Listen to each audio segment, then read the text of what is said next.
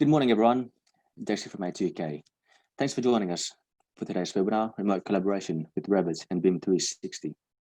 So we'll have consultant technical lead Chad Smith presenting for us. So first we'll just go through about ATK. We're all about fostering innovation through consulting and training. ATK Technologies plays a vital role in helping the infrastructure, building, mining, construction, architecture, and manufacturing industries reach their full potential by delivering complete technology solutions and support services such as education, consulting, and IT managed services. We work with visionaries to shape the future of design and in turn enable them through innovation to minimize risks, improve productivities, and achieve excellence. ATK Technologies is considered the business partner of choice and trusted advisor by our vendors and clients. We partner with major software and hardware vendors to meet our clients' technology needs. We strive to exceed client expectations by understanding the challenges and delivering solutions through experience and innovation. We work with clients and companies of any size nationally and abroad. Let's get started, Chad. Thanks, Dexter. Good morning or afternoon to everybody that's online. I hope everyone is doing well today and probably more importantly, staying safe given the climate this year with COVID and the fact that in certain parts of the country, it is obviously still a bit of a problem. And hence the topic for today, and one that we haven't run since the beginning of the year. So we thought it might be time to rerun another one of these sessions. For those of you who are possibly still considering or maybe may not even know too much about BIM 360 design and how it can be used for working from home or any other remote locations. It has certainly been a hot topic and one that many of our customers have chosen to adopt earlier this year so that they can keep their workforce working whilst I guess the economy and businesses settle to either the new requirements of working or as they start transitioning back into the office. And in particular, if you do need to work with other consultants on your Revit specific projects. As Dexter said, my name is Chad Smith. I'm a consulting technical lead within A2K Technologies. I oversee most of the Revit architecture and construction products in our portfolio, and that does include BIM 360. Just a little bit of Zoom app housekeeping. I'm happy to take questions towards the end of the session. There is a Q&A button on your Zoom interface if you're not that familiar with Zoom. Just simply put your questions in either during or towards the end of the session, and I'll be happy to address them. Okay, so to begin with, just a little bit of introductory about how we got to this point with Autodesk BIM 360, because there are actually a few key driving trends in the collaboration space within the AEC industry. They can include things like BIM adoption, and this certainly continues to accelerate as owners realize the benefit of using BIM tools and the associated project savings that it comes with. We are leading with more BIM mandates from various organizations and so forth, and certainly the advancement of new BIM standards, particularly the ISO 19650 that came out of the UK towards the end of last year and has slowly been adopted this year by many organizations. And as a result of this, there's been an explosion of data and with a high fidelity and greater frequency. We also see an increase in project delivery methods that are being or required to be more collaborative. This sees an increase of collaborative tools focusing in the project delivery models such as design build and a continuation of the integrated project delivery methodology, otherwise known as IPD. And all models require an increased level of collaboration and communication when doing so. Teams are distributed more globally and certainly in current times are more distributed even in a local environment. And we see companies that are distributed across multiple cities, time zones, and continents. But the technology, fortunately in this case, such as BIM 360, is helping them to remove those barriers. And lastly, with anytime access to the cloud and the prevalence of mobile computing, the people, the technology, and the projects are becoming more connected than ever before. This means that the data is more accessible and can be delivered faster to anybody needing access to it.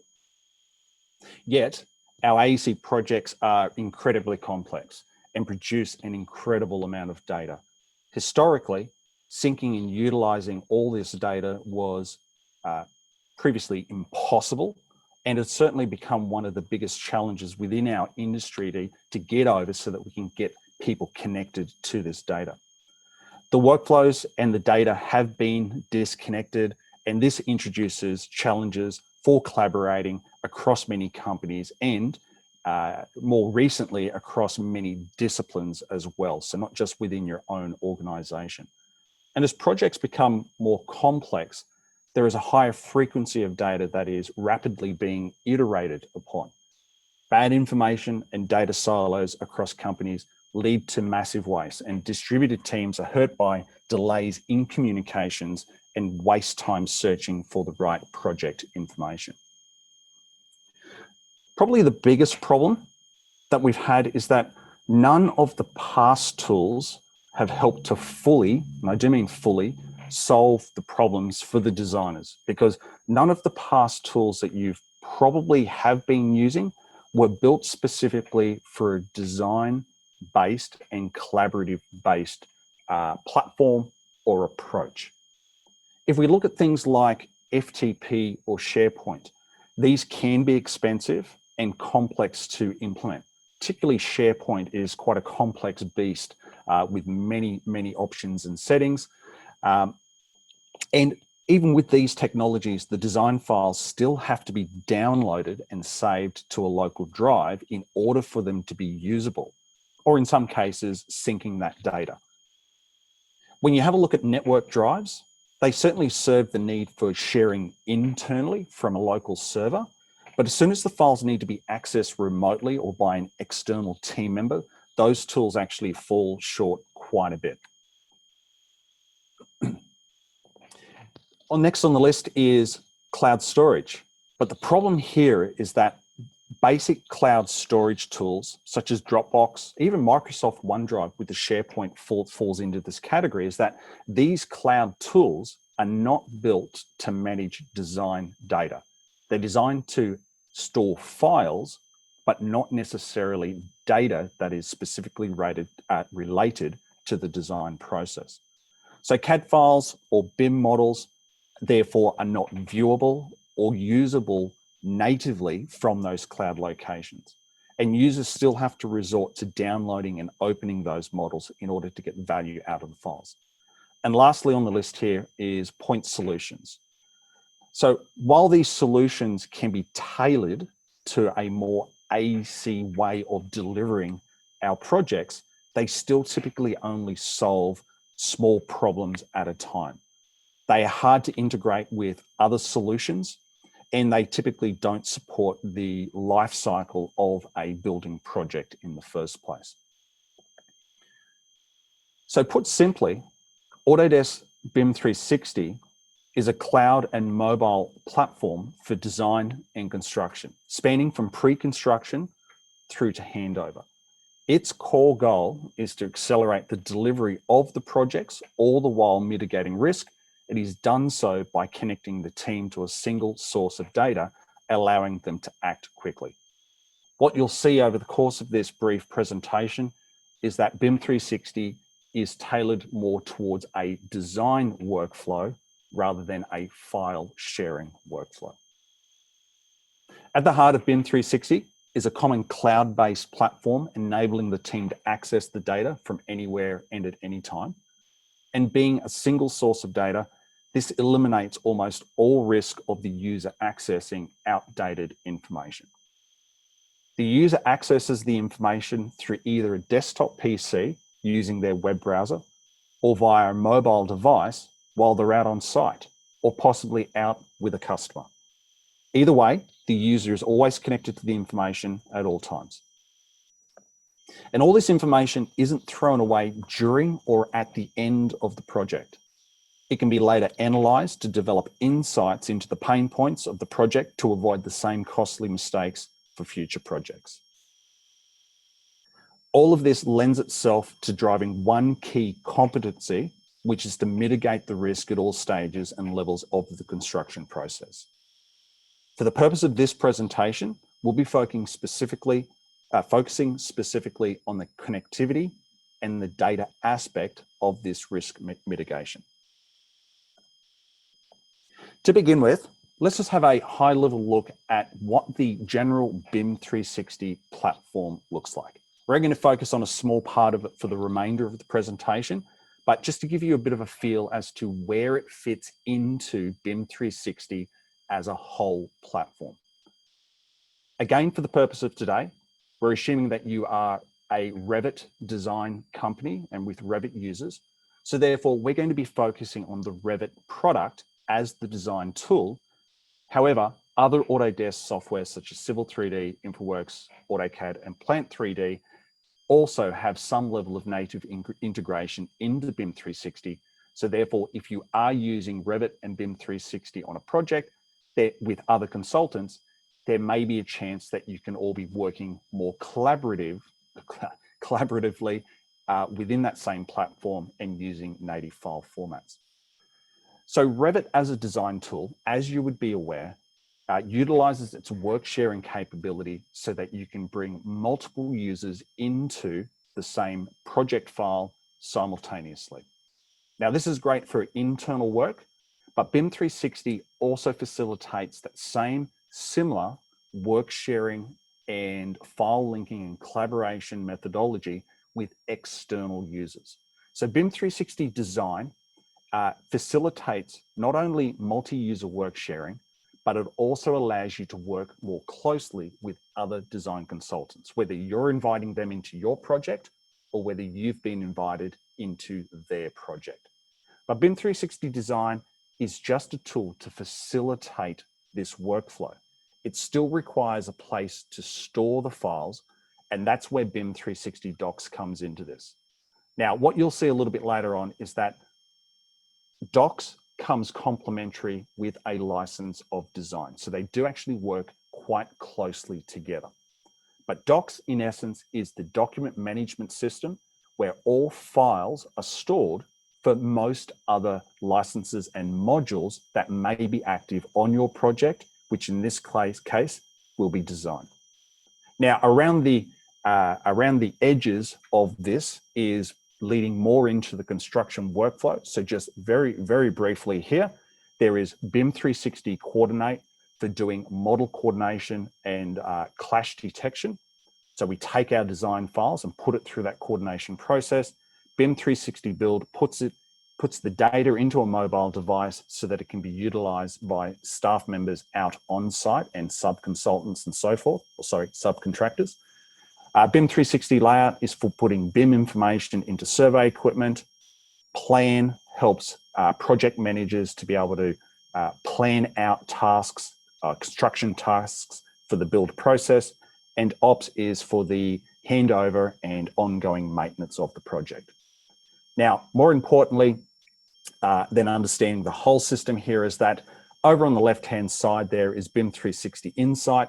And that certainly comes with BIM 360 Design and Docs, and that is the analytical aspect. So as you are working and capturing issues, even design-related issues, you can start reporting that information and learning from it for future projects. And just to give you an idea of the subscription entitlements, because it can be a little bit confusing when talking to people, just to lay this out quite clearly here, Docs is the lowest level license that you can buy into, and Docs gives you access to the document management system. And because it is required for the design workflow, it is included with BIM 360 Design, and so too with Coordinate and Build, and they each have their own separate functionality. Now, I'm going to break the remainder of this presentation down into a couple of parts. Because Docs comes with design, and because Docs can be used as a standalone license for, let's say, reviewers of design information, that's where we're going to start. We're going to start with the lowest level, talk about the information, and then build up to the design process that leverages the Docs aspect of BIM 360. So to begin with, BIM 360 Docs is a central location where users can either upload or publish their design information. It puts it into that central location so that it is readily available or shareable with other team members, whether those team members are designers or reviewers, such as a project manager, a design manager, the boss of the organization, and so forth. The information that's been uploaded and published is also viewable. That means that using a web browser, you can natively view a large range of file formats, and that includes BIM formats such as Revit. And this is what separates BIM 360 from other cloud platforms, in the fact that BIM 360 has a very strong design focus applied to it. We can natively view BIM information using just a web browser. And that brings other benefits into the process by allowing the users to contribute communication, and that is design feedback, such as markups and raising issues and so forth. BIM 360 Docs is quite simply put, is a storage location made up of folders that users upload files into. Those folders and the project itself are protected with permissions. So we can lock off specific folders from access for certain people and provide access to other people. You have that control over who can access which information. And when a file is uploaded, it's additionally versioned. So we don't lose any historical information. It is incremented as it's iterated. And that brings other benefits, such as the ability to compare design information. It stands to reason that if you upload a newer version of a PDF drawing or a newer version of a Revit model, and if you had a past version of that drawing or model, that you should be able to identify what has changed. Using BIM 360 Docs Compare Design Engine, it means that both 2D and 3D information can be compared so that you can better understand how the project is evolving. And even with that information, that comparison information or not, we can then go ahead and contribute markups and issues. The markups tool provides you with fairly commonly used marking up tools such as clouding, arrows, text, and so forth. And issues, on the other hand, helps you to raise very specific either design or construction related issues, both on the desktop or on a mobile application. Issues, on the other hand, issues helps you to generate a managed workflow so that from the time that an issue is raised, it goes to a responsible party that needs to resolve the issue, and then it is formally closed out. And it's specifically the issues feature that we use in dashboards and reports and learn from so that we can mitigate the risk on future projects. In terms of managing our docs documents, we can generate document sets, which is basically grouping together documents that are for a particular purpose or for a particular package. These documents can additionally be moved through approval workflows. So it could be an issued PDF drawing that needs to be approved before going out to site, or maybe off for customer approval and so forth. Or it could very well be the design model, the Revit model that's being worked on by the design users, and that too can be approved as it is iterated.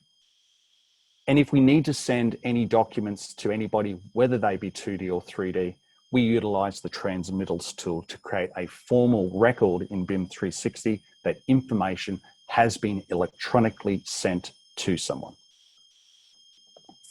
Now, BIM 360 does work quite well with Microsoft Office. If you're not a Microsoft Office 365 subscriber, you can still view Office documents within BIM 360. But if you are licensed for Office 365 for your other business purposes, then you get the benefits of Office 365 in the cloud, so that you can edit those files from BIM 360 in the cloud without ever having to download and re-upload that information. And of course, like most other cloud applications, there is a desktop connector so that we can access locally synced information if that's how you prefer to access the files that are stored on BIM 360. So we can see that BIM 360 Docs sets the benchmark for file storage for a design workflow. And we're going to utilize that BIM 360 Docs benchmark to now build on with BIM 360 design information. Now, one of the nice things is that BIM 360 Docs has a very, very close relationship with BIM 360 design. As I said at the beginning, we need a place to store that information, which is Docs, but design helps us to facilitate that workflow, either as an internal collaboration tool with our own staff members, or with other project consultants who may additionally be working on this project. You can see from this diagram here that those two tools specifically work very closely together so that we have a design team and we have a review team. BIM 360 Design with Docs helps us to centralize the project data in the cloud. So rather than putting the files on a local server, which can't be accessed by external parties, by putting them in the cloud and assigning permissions or access permissions to users, we've now got a cloud centrally stored set of files that can be accessed by anybody, and probably more importantly, in real time, so that way nobody is having access to older and outdated information. Now, we can use it as an internal work tool, or by extending it out to third-party consultants that are also on this project, we work with what we call design packages. And a package is essentially a collection of information that you want to formally, and in this case, electronically, transmit to somebody. They are going to receive this package of information from you through the BIM 360 design interface, and they're going to be able to review this information, and utilizing the BIM 360 Docs change management engine, they'll be able to review what information has changed since the last time you told them about your design information. So we can see there that we're now starting to get some of the Docs functionality surfaced through the design workflow in a workflow that makes sense for the design process. Let's look at it this way as a fairly traditional legacy workflow. If we start up at that green circle there, where the sender, let's say it's myself, I've made some design changes, I would typically zip those files up, I would upload them to a third-party cloud sharing, file sharing service, and send you as the recipient an email to say, hey, I'm sending you some files. I now need you to go ahead and download them and use them in your own design process. So you as the recipient receive my email, you download the files, you unzip them, you open the files, you probably even review them, just visually check them to make sure that they're actually fit for purpose as a file link in your own Revit design workflow. And that process continues week after week after week. And it revolves a lot of uploading and downloading and a lot of manual oversight that the files that you're sending or receiving are actually fit for purpose. So BIM 360 Design, on the other hand, takes that historical workflow and keeps it in the cloud location. So there's actually no requirement to download and upload files. That sharing or distribution of files is done 100% from the BIM 360 web interface. It's done by packaging up models that you're working on into what we call packages. So in this case here, I have a few models A, B, and C, and each of these models are being worked on internally through the typical process of opening, making changes, and synchronizing with Central. If all we're doing is working on our own internal projects without third-party involvement, then this is all we need from BIM 360 design in order to facilitate a work from home process.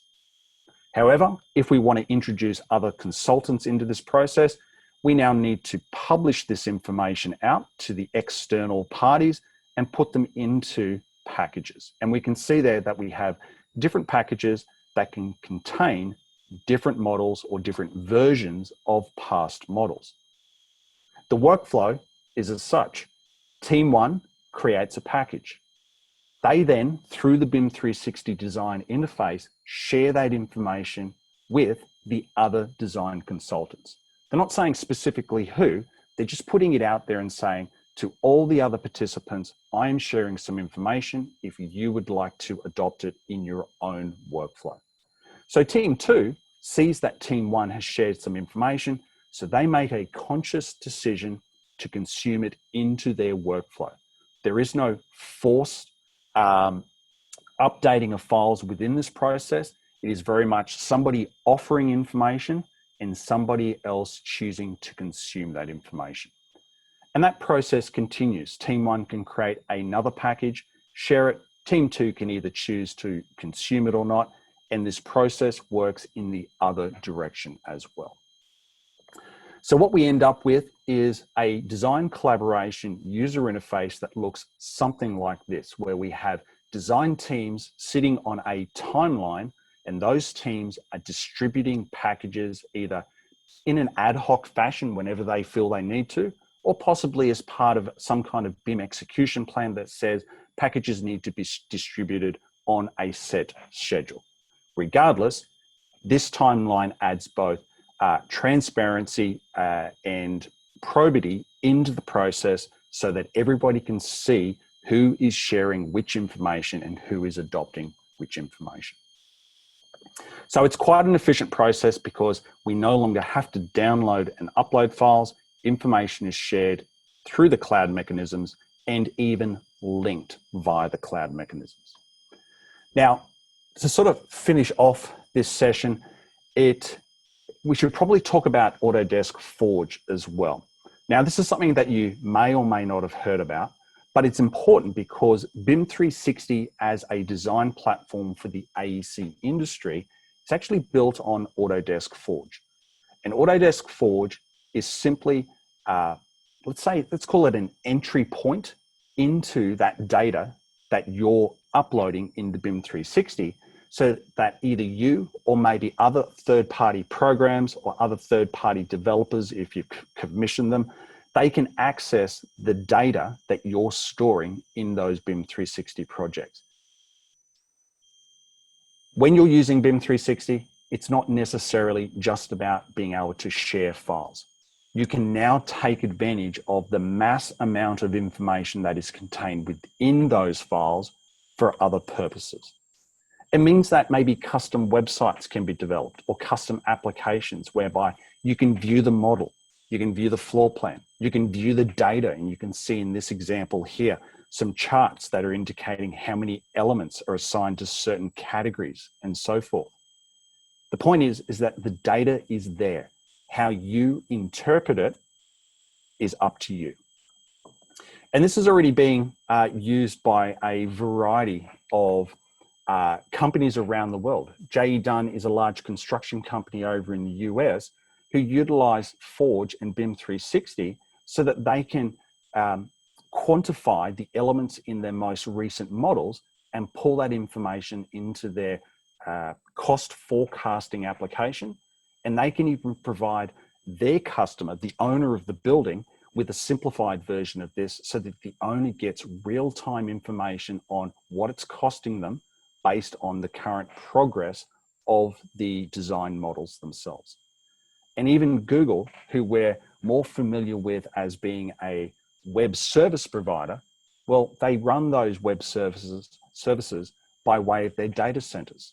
They have buildings, they have properties that they need to maintain. So using BIM 360 and Forge, even though some of their data may be stored on their own Google servers, they use Forge to translate and interpret the information. And this is also open to other third-party applications just off the shelf that you can purchase and integrate into BIM 360.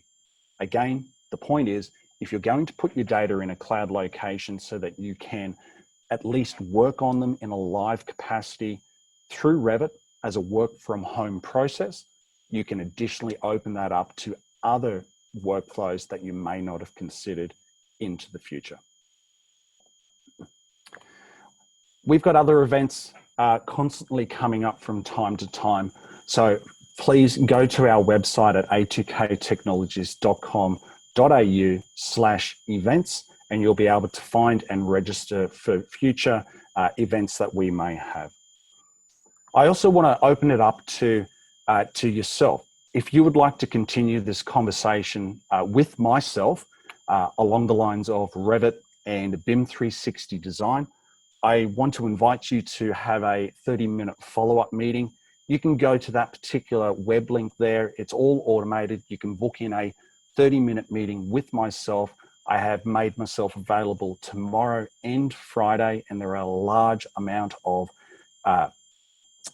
times available. So if you would like to talk about it some more, or maybe you've watched the presentation and thought maybe you need to bring somebody else within your organization into this discussion, we can certainly take this offline with a private discussion tomorrow or on Friday. So I'm just going to leave that up on the screen, and I'm going to go to my Q&A panel to see if anybody has asked any questions. And I did actually see somebody raise their hand as well. So Raymond, I did see you raise your hand, and what I'll do, I will allow you to talk. So you're currently muted. So Raymond, if you would like to ask a question, either verbally unmute your microphone or just type it into the Q&A panel. And for anybody else that's online, if you do have any questions, please do feel free to type them into that question and answer panel in Zoom.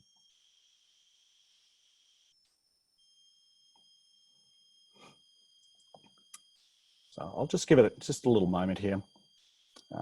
Again, if you don't want to ask any questions, okay, that's fine. Raymond, if you've got no question, that's quite okay. Okay, look, if nobody has any questions, then what we might do is, that's quite all right, Raymond. We'll close out the session. Again, if you would like to follow this up in private, there is the address, but otherwise, have a great remainder of the day.